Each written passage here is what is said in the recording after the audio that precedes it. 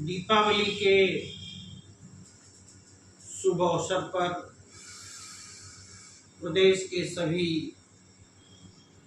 प्रबंधकगण, अध्यापकगण, कर्मचारीगण और अभिभावक, छात्रों और छात्राओं को दीपावली की बहुत ढेर सारी हार्दिक शुभकामनाएं और बधाइयाँ।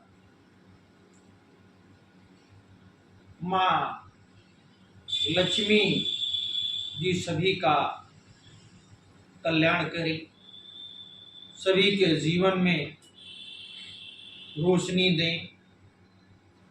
माँ सरस्वती सभी का ज्ञानार्जन करें और माँ काली सभी को शक्ति दें।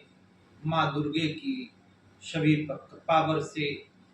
मैं इन्हीं शब्दों के साथ अपने सभी प्रबंधक, शिक्षक भाइयों को इस दीपावली के शुभ अवसर पर एक बार अपने मन और से बधाई देता हूँ और कामना करता हूँ कि हम सभी लोग आने वाले समय में अपने लक्ष्य को प्राप्ति करें। दीपावली की बधाई तो हमने आप लोगों को दिल से दिया, बल्कि आप लोग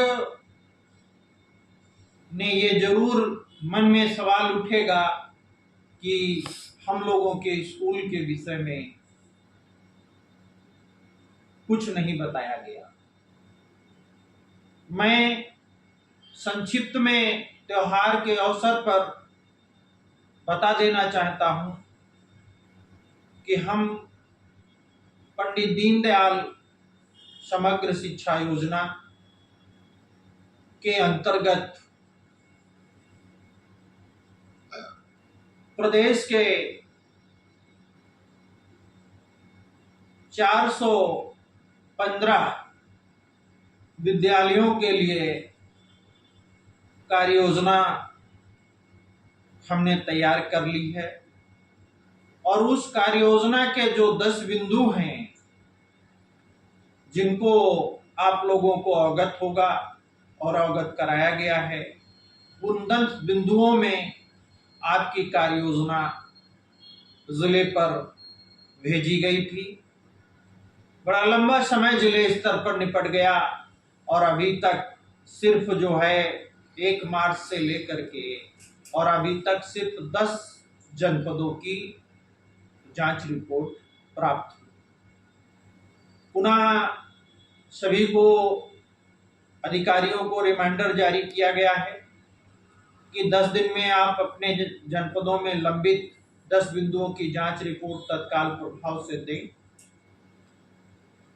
और 8 तारीख तक जिन जनपदों की जांच रिपोर्ट आ जाएगी उन जनपदों के विद्यालयों के अनुदान का प्रस्ताव शासन को प्राप्त हो जाएगा और फिर शासन उस पे निर्णय लेकर के उन विद्यालयों को अनुदानित के संबंध में अपनी प्रतिक्रिया शुरू कर देगा।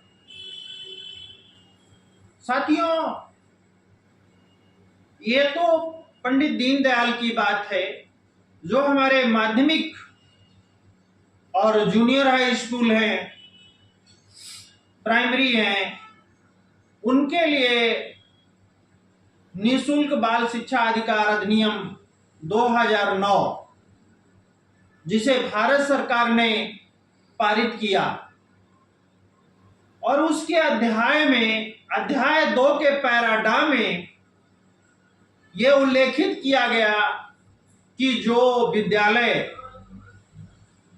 प्रदेश में संचालित हैं, राज्य सरकारों द्वारा मान्यता प्राप्त हैं और अनुसूचित जाति, पिछड़ा वर्ग और सामान्य गरीब बच्चों को शिक्षा दे रहे हैं जिनकी फीस आज भी बहुत कम है, ऐसे विद्यालयों का चिन्हीकरण करके और राइट एजुकेशन एक्ट के अंतर्गत इन विद्यालयों को जो है वित्त पोषित किया जाए, सहायता दिया जाए।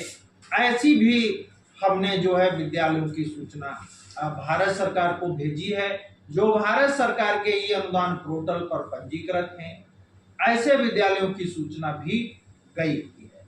बल्कि सबसे पहले हम माध्यमिक को राइट एजुकेशन के अंतर्गत लाभान्वित कराने का काम करेंगे, और जो हमारे प्राथमिक स्तर के विद्यालय 1 से लेकर के 8 तक हैं, उनको पंडित दीनदयाल समग्र शिक्षा योजना के अंतर्गत लाभान्वित कराने का काम करेंगे।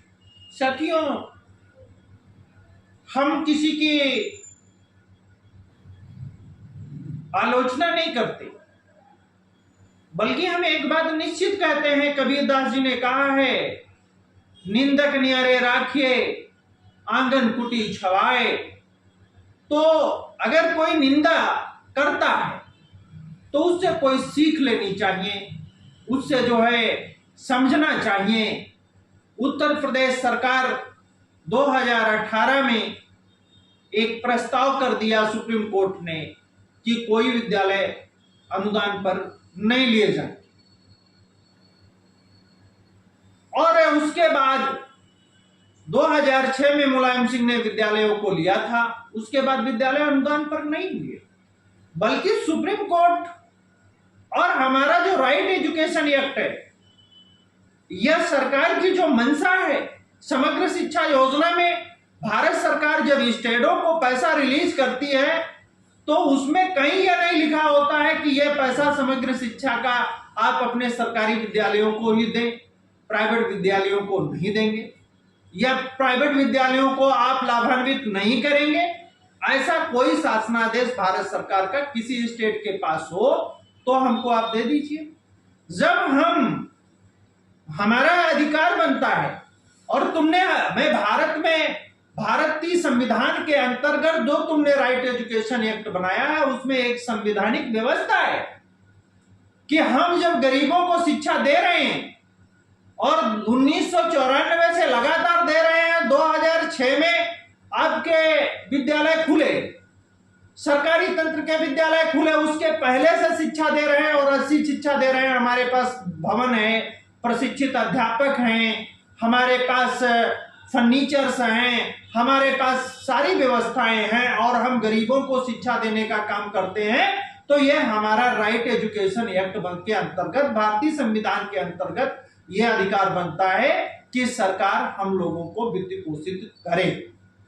और उसी के तहत हमने भारत सरकार से सलाह लेकर के अपने विद्यालयों को नीति आयोग में ले गए, ई अनुदान पोर्टल पे ले गए, उस क्षेत्र का हमने सर्वे करा लिया, और सर्वे से पता चला कि जो हमारे विद्यालय हैं जिनकी हम अनुदान की पैरवी कर रहे हैं, वो वाकई गरीब बच्चों को शिक्षा दे रहे हैं, उनको लाभ दे रहे हैं, और उनसे कोई पैसा प्राप्त नहीं करते हैं।